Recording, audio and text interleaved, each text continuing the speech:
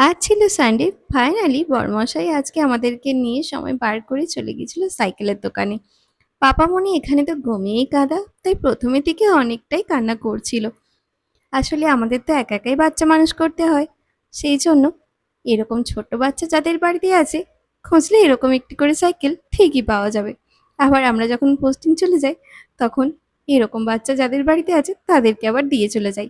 মেয়ের বেলাতেও আমি ঠিক এরকমই করেছিলাম।